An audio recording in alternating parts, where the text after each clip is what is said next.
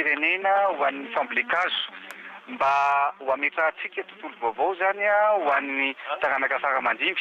De lazaiko teo hoe raha ohatra tsika ka mamboly hazo tsika 20 tapitrisa zany mamboly hazo 10 avy fotsiny na ray avy fotsiny de efa hitanareo fa 20 tapitrisa zany ny hazo vovoly isataona. Ka zay no hoe mba le finiavana no afanirina sy apipitaina ihany koa ho an'ireo zanaka sy taranaka faramandimby. Ka zay le tantsika tontolo vaovao, tontolo maitso no lovainy ny taranaka faramandimby. Mikasika ny hoe ministra asorina zavatra lehibe ao anatin'ny fitantanana ny toedra rasin'ny firenena de ny fanajana, ny fanarahana ny fitsipika amin'ny fe an'izay fitantanana ny asa-panjakanja ihany koa.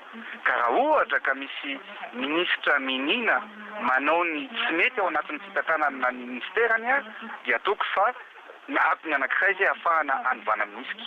Fa raha ohatra kosa ka manao ny asany ara-dalàna zay betsaka ny ministra manao ny asany araka ny tokony ho izy dia tsisy antony mihitsy analana ministra. Kasika ny ministra ny tontolo iainana ny solony dia ankehitriny aloha zany efa hoe ny primature no mitantana sy misahana ny ministère io mandra-piandro ny solony. Ny solony dia voafehy ao anatin'ny tondrotra ny fomba anoloana zany ministra zany dia miandry an'izay zany tsika tonga ny solony arabasoa arabatsara tsy tonga de tsy manakana ny rahapirenena tsy androso zany.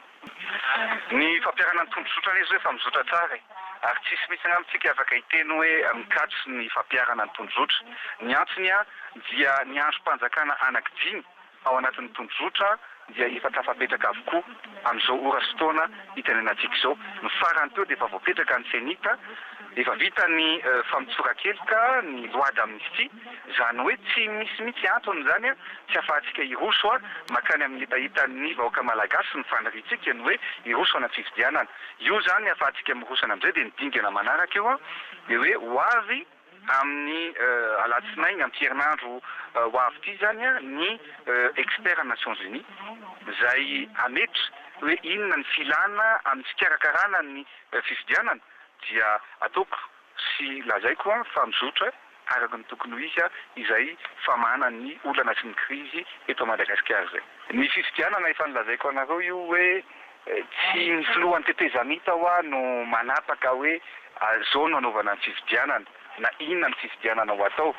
Ny afaka lazaiko fotsiny dia ny filohan'ny tetezamita vonona anaraka sy tsy matahotra amin'izay fifidianana tokony ho atao eto amin'ny firenena na filoham-pirenena no atao voalohany na fifidianana solom-bava-bahoaka no atao voalohany na fifidianana lehibe ny tanàna no atao voalohany. Tsy misy olana amintsika mihitsy zany. Ny olana mipetraka dia hoe andao irosana ny fifidianana fa io fifidianana io dia mazava tsara fa raha ny tondrotra no jerevana dia ny senita sy ny expert Nations Unies no mamaritra ny daty ny fifidianana izay ho ataontsika atsoaty.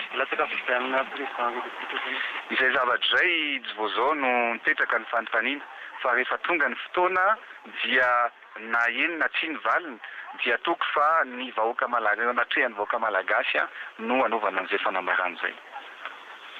Sotra tsika.